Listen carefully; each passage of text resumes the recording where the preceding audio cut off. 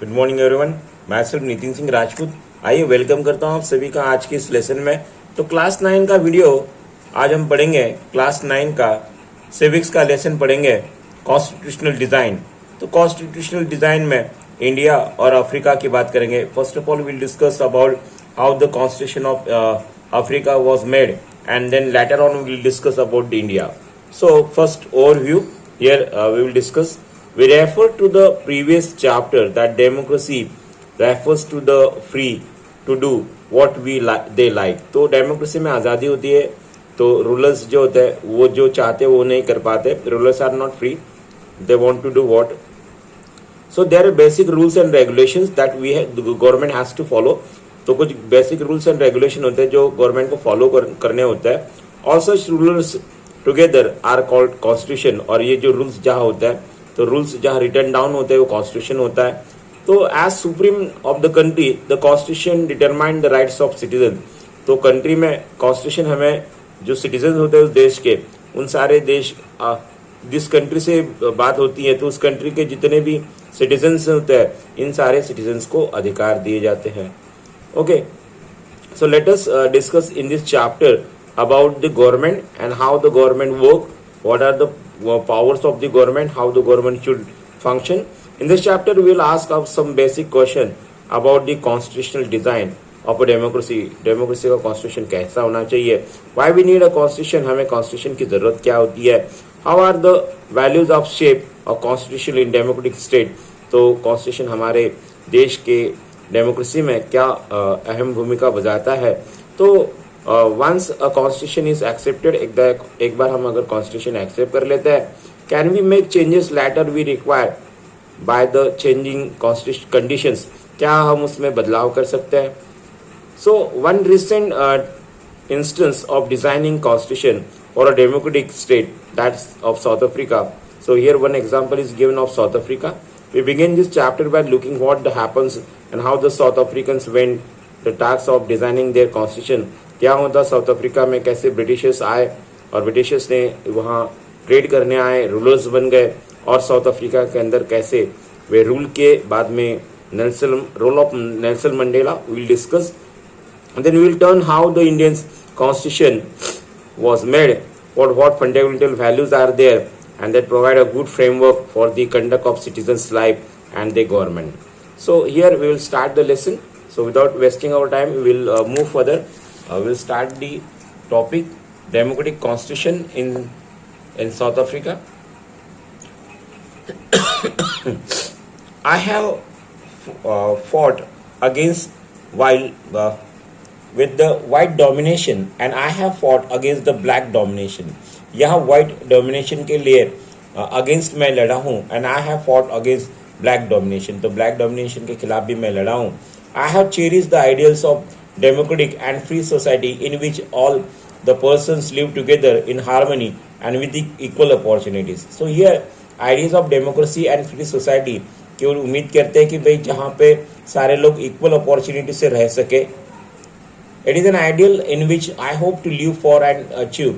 तो डेमोक्रेसी में आदर्श जो वाद है, जो अच्छी चीज़ें हैं जहाँ पे सारे लोग हारमोनी से रहे. But I would need to be an ideal for which I am prepare to die. और एक आइडियल ऐसा कंट्री हो कि जिसके लिए मैं अपनी ज़िंदगी भी अगर दाव में लग जाए या मैं मर जाऊं तो कोई मुझे फिक्र नहीं. नेल्सन मंडेला की व्यूज़ है. नेल्सन मंडेला क्या चाहते हैं, कैसे यहाँ इन सारी चीज़ों को लेके वे अपनी व्यूज़ यहाँ पे पुटअप कर रहे हैं. So let us will discuss this ideas. So this was Nelson Mandela being we tried for treason. Actually Nelson Mandela जिनके ऊपर ट्रीजन देशद्रोह का आरोप लगा था by the white South African government. White South African government Nelson Mandela के ऊपर यहाँ देशद्रोह का आरोप लगाती है. He and his 7 other leaders, Nelson Mandela और उनके सात जो अदर लीडर्स है, they are sentence to life imprisonment. तो उम्र भर कैद की ने यहाँ पे सजा हो गई थी 1964 में for daring to oppose the apartheid regime in his country. Apartheid system के खिलाफ उन्होंने आवाज़ उठाई थी और उन्होंने इसके खिलाफ ही was sent to jail for next 28 years. तो ऐसे नेक्स्ट 28 28 ईयर्स उन्होंने साउथ अफ्रीका के ड्रेडफुल जो प्रिजन है वहाँ पे रॉबिन आइलैंड पे गुजारे थे।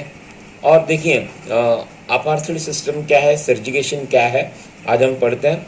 तो what happen in south Africa, तो ब्रिटिशर्स कैसे साउथ अफ्रीका आए, why they settle down in south Africa not in India. So Britishers came in India also, they do trade in both the countries and they settled down in South Africa only. Why? What was the reasons was there? We will discuss in this topic. So let us we'll read the paragraph. So struggle against apartheid. Apartheid was the name of a system of racial discrimination unique to South Africa. Apartheid यहाँ पे एक system है जिसमें यहाँ पे रेसिकल जात वर्ण के भाषा भेदभाव किया जा रहा है साउथ अफ्रीका के बीच में। तो skin on the basic of colour, skin यहाँ डिस्क्रिमिनेशन होता है, ब्लैक पीपल वाइट पीपल, ऐसा डिस्क्रिमिनेशन यहाँ साउथ अफ्रीका के बीच में हो रहा है। और आप देखो ड्यूरिंग द 17 और 18 सेंचुरी के बीच में ट्रेडिंग कंपनीज यूरोप से यहाँ बाय फोर्स आर्म्स और वेपन्स के थ्रू इन्होंने कब्जा कर लिया था साउथ अफ्रीका के ऊपर। So here with the force of arm and weapons, Britishers came in South Africa and they captured the South Africa. Europe, in a way, in this way they occupied India. इसी तरह से India में भी आए, व्यापार करने आए और उन्होंने इंडिया के ऊपर भी कब्जा कर लिया।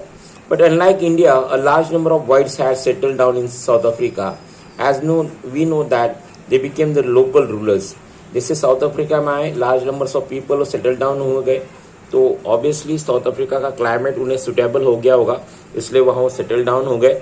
The system of apartheid divide the people and label them on the basic of their skin colour.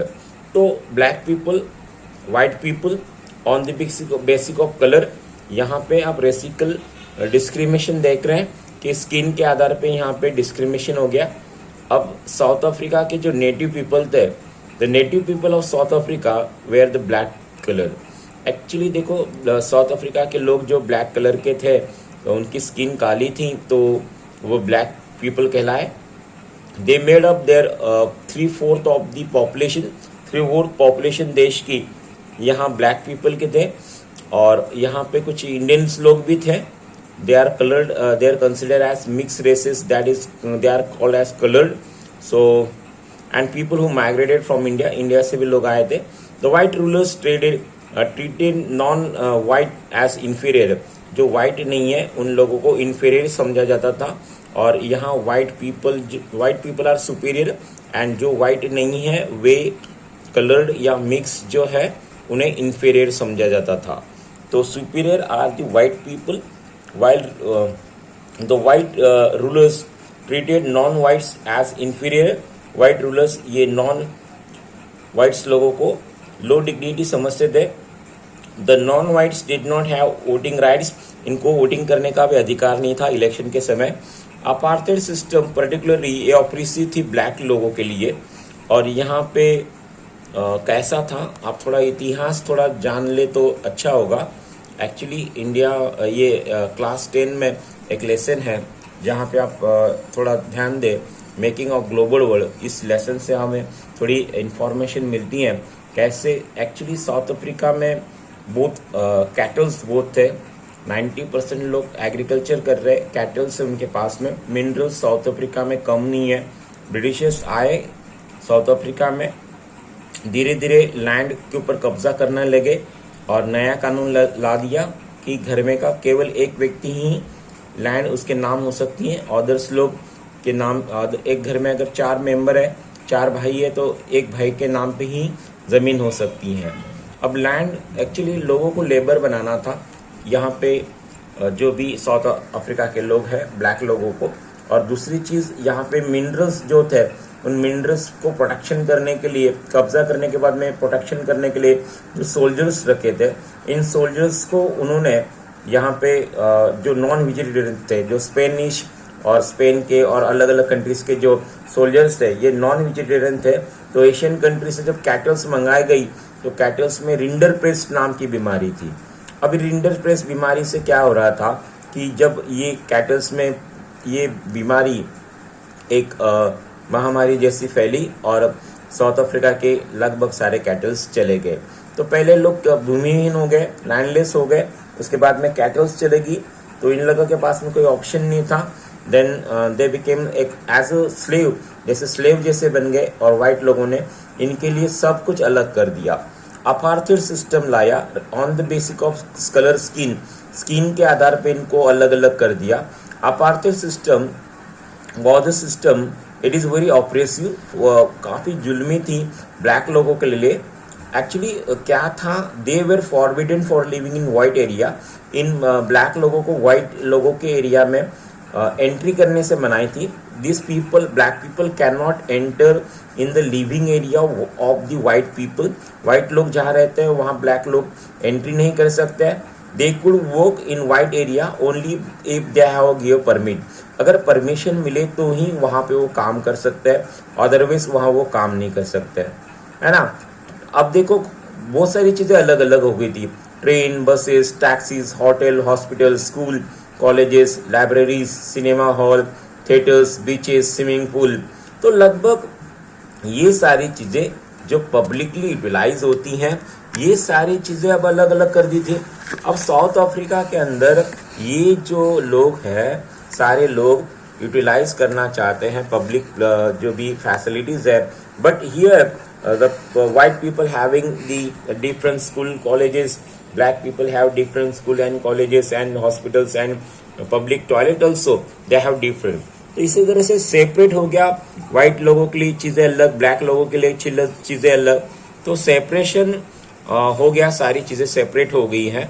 तो इसी प्रकार से आप देखोगे कि everything was separate for black people and white people. So this was called segregation, इसे हम सर्जिकेशन कहेंगे। They could not even visit the church while where the white people worship। अब जो white people है, जहाँ जिस चर्च में वो भगवान की पूजा करते हैं चर्च के अंदर, वहाँ ब्लैक लोग एंट्री नहीं कर सकते। तो वाइट चर्च के अंदर ब्लैक लोग एंट्री नहीं कर सकते। भगवान को भी अलग अलग ये कर दिया, चर्च की पूजा पाठ भी अलग कर दी। अब चर्च में जाके पूजा भी नहीं कर सकते जहाँ वाइट पीपल पूजा पाठ कर रहे हैं। सी कितने बुरे थे और कितनी सोच गलत थी। ये सोच गलत होती है, इंसान बुरा नहीं होता है, थोड़ा सोच में ही प्रॉब्लम आ जाता है। सो 1950s में क्या हुआ, ब्लैक, कलर्ड एंड इंडियंस, यहाँ पे जो 1950s के चलते black people, coloured people, Indian people, they come together and they wanted to fight against the apartheid system. तो इस अपार्थाइड सिस्टम के खिलाफ यहाँ पे ब्लैक, कलर्ड एंड इंडियंस लोग इकट्ठा आते हैं और दे लॉन्च प्रोटेस्ट, मार्चेस करते हैं, स्ट्राइक करते हैं, मूवमेंट चलाते हैं। और अफ्रीकन नेशनल कांग्रेस ANC ये एक ऑर्गेनाइजेशन बनाते हैं और इस ऑर्गेनाइजेशन के थ्रू अपना स्ट्रगल कराते हैं। सर्जिकेशन जो अपार्थाइड सिस्टम है, इसके खिलाफ आवाज़ उठाने के लिए एक ऑर्गेनाइजेशन बनाई जाती है, ANC। Now what is the role of ANC? African National Congress क्या कर रहा है, या ऑर्गेनाइजेशन क्या कर रहा है, यहाँ जो पॉलिसी है अपार्थाइड सिस्टम, इसके खिलाफ आवाज उठा रहा है। Okay, this include many workers unions and communist party. Now in this party different people come together, workers इकट्ठा हो गए, इन्होंने अपनी यूनियन बनाई, कम्युनिस्ट पार्टी के लोग इकट्ठा हुए और इन्होंने भी अपनी इस यूनियन में साझेदारी, यहाँ वे लोग आके ज्वाइन हुए। अभी जो ये अफ्रीकन पार्टी थी, अफ्रीकन नेशनल कांग्रेस पार्टी, ये अपार्थाइड सिस्टम को अपोज कर रही है। यहाँ पे ये स्ट्रगल काफ़ी अहम भूमिका बजाता है। Several countries denounce apartheid as unjust in racist. बहुत सारे कंट्रीज ने भी इसके खिलाफ आवाज उठाया कि what ever happening in south Africa it is not good one. बहुत सारे कंट्रीज ने कहा कि साउथ अफ्रीका में जो हो रहा है ये काफ़ी अच्छा नहीं है, और इसके खिलाफ, इस अन्याय के खिलाफ बहुत सारे कंट्रीज ने भी आवाज उठाया था। But the white racist government continued to rule in detaining, torturing, killing thousands of black and colored people। यहाँ लेकिन ब्रिटिशर्स जो मानने के लिए तैयार नहीं थे, ये skin on the basis of skin colour के आधार पे वाइट लोग ब्लैक लोगों को टॉर्चर कर रहे, हजारों लोगों को मार दिया, कलर लोगों को भी मारा, और ये अन्याय, इनजस्टिस चलता ही रहा। और अन्याय कब तक टिकेगा? आखिर एक दिन सत्य की जीत होती है। आइए अगला टॉपिक पढ़ते हैं, towards a new constitution. Protest ये काफ़ी चला और प्रोटेस्ट स्ट्रगल चला, और against apartheid system, or he increased the government realized, now government come to know, government realized that they could not longer keep the black under their control. अब operation करते हुए यहाँ torture, killing hundred thousands of people, black and coloured people, ये इतना तो नहीं कर सकते, और ये इतना जो किया है ये ज़्यादा दिन नहीं टिकेगा. दे कम टू नो, और वाइट रिजिम ने अपनी पॉलिसी को चेंज किया और डिस्क्रिमिनेटरी लॉज लाए और उसके लिए खिलाफ आवाज़ उठी. बैन जो पॉलिटिकल पार्टीज पे था, रिस्ट्रिक्शन मीडिया के ऊपर, वो हटा दिया गया. और 28 साल के बाद, आफ्टर 28 ईयर्स, जो इम्प्रिजन थे नेल्सन मंडेला, ये walkout of the jail as a free man, बोल के वो आज़ाद हुए फाइनली. और आखिर में मिडनाइट 26 अप्रैल 1994 को साउथ अफ्रीका आज़ाद हुआ. And new national flag was Republic in south Africa. नया फ्लैग ये साउथ अफ्रीका में रिजिम में फड़काया गया और अनफ्लड हुआ, और यहाँ मार्किंग किया न्यू बॉर्न, एक नया अपार्थेड सिस्टम के खिलाफ डेमोक्रेसी देश में आई. अपार्थेड गवर्नमेंट जो था, अपार्थेड सिस्टम जो था, यहाँ पे हम देख रहे हैं कैसे. So we are discussing about apartheid system. Apartheid system के बारे में हम पढ़ रहे हैं. अपार्थेड गवर्नमेंट ने यहाँ अपनी सिस्टम को एंड किया और मल्टी रेसियल गवर्नमेंट आया, जहाँ पे बहुत सारे डिफरेंट कलर्ड के लोग, कलर्ड मिक्स, और यहाँ पे जैसे आपने पहले पढ़ा था कि कलर्ड लोग थे, इंडियन लोग थे, और ब्लैक पीपल थे, वाइट पीपल थे. So here one more para, that is historical enemies succeeded in negotiation of peaceful transaction from we are prepared to accept inherited capacity of goodness in the other. My wish is that South African never give up on the behalf of goodness, that they cherish the faith of human being as the cornerstones of democracy. इस प्रकार से history यहाँ पे बताया गया है कि कैसे अपार्थेड सिस्टम हुआ, अन्याय भी हुआ, फिर भी ह्यूमैनिटी के खातिर यहाँ सभी लोगों को एक साथ रहने की एक और चांस मिलना चाहिए. यही उम्मीद करते हुए हमने देखा कि एमरजेंस हुआ न्यू डेमोक्रेसी का, और साउथ अफ्रीका के अंदर ब्लैक लीडर्स ने अपील किया कि oh black people, let's forgive this white people. Appeal किया गया कि ब्लैक लोगों से कि फॉरगिव, माफ़ कर दो इन वाइट लोगों को, इन एट्रोसिटीज़ को. They had committed white in power, जब पावर में थे, गवर्नमेंट में थे, तो इन्होंने जो अन्याय किया उस अन्याय को माफ़ कर दो. तो माफ़ करने वाला, क्षमा करने वाला, ये सबसे बड़ा होता है, और क्षमा कर देना चाहिए लोगों को अगर वो कोई पाप कर रहे हैं, गलत काम कर रहे हैं. सो यहाँ they said, let us build a new South Africa based on equality, on the races of men and women, on democratic values, social justice and human rights. और आखिर में साउथ अफ्रीका के लोगों ने, ब्लैक पीपल, वाइट पीपल, उस समय जो कहा जाता था, वे लोग, मैन वुमेन, सभी लोग साथ आए और ह्यूमैनिटी की तरह ह्यूमन राइट्स के लिए यहाँ पे सब लोग इकट्ठा हुए. ये काफ़ी ग्रेट थिंग है, हमें एक्सेप्ट करना चाहिए. We should clap for them. The party that ruled through the oppression and brutal killings, and the party that led freedom struggle sat together to draw a common constitution.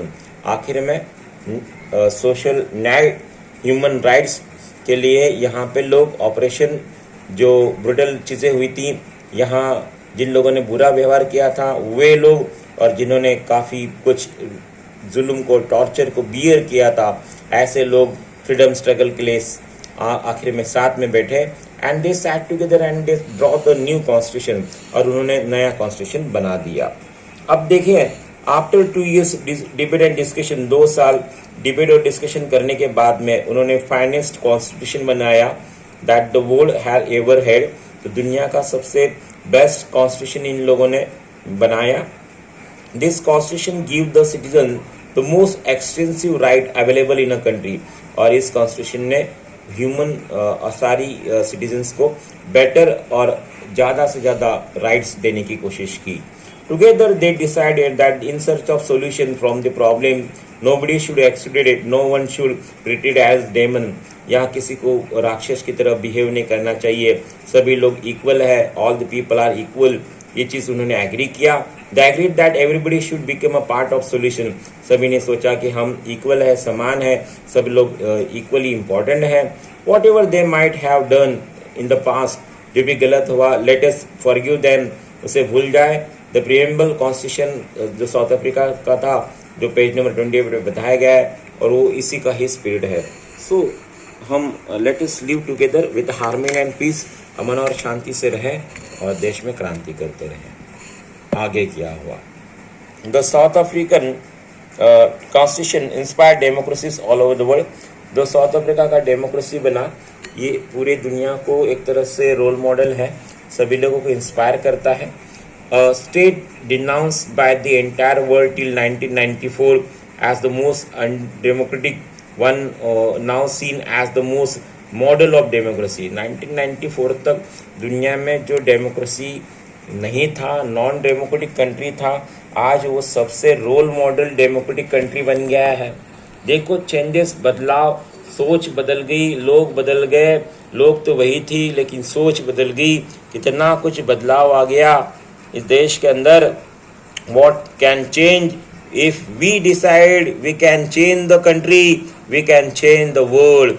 If we come together for a good cause, अच्छे काम के लिए अगर हम साथ में आते हैं, come together, डिटर्मिनेशन के साथ में आओ. ट्रांसफर बिटर एक्सपीरियंस भी आए, बाइंडिंग रेनबो नेशन बना, सभी कलर के लोग, black people, white people, colour mix, सभी लोग इकट्ठा आए और इन्होंने देश का एक नया कॉन्स्टिट्यूशन बनाया. नेल्सन मंडेला कहते हैं, the constitution of South Africa speak both on past and future. South Africa का कॉन्स्टिट्यूशन ये पास्ट और फ्यूचर की बात करता है. ऑन वन हैंड, एक तरफ अगर देखो, a Solomon pact in which we South African declare to one another we shall never permit repetition of our racist, जो racist थे, जो brutal थे, जो repressive थे, उस पास्ट को हम फिर से नहीं दोहराएंगे. और सबसे मोर देन क्या है, वी हमारे देश का ऐसा कॉन्स्टिट्यूशन बनाएंगे कि जहाँ पे सारे लोग इक्वली इमोशंस को, कंट्री को, फुल सेंस ऑफ बिलोंगिंग को वे शेयर करेंगे. Either they are black, white, woman और मैन, ऑल आर वन, सब एक है. I hope everything is clear to you. आप सभी को ये वीडियो पसंद आएगा तो आप सब इस वीडियो को लाइक कीजिए, सब्सक्राइब कीजिए मेरे चैनल को नितिन सिंह राजपूत और 71. और वीडियो में कुछ बदलाव होना चाहिए तो आप कमेंट बॉक्स में ज़रूर लिखना. Everything is clear to you. I hope. Bye children, have a nice day. और ऐसे ही वीडियो में बने रहने के लिए आप सभी का धन्यवाद. One more time, I like that. I wish that. Have a nice day. Bye children.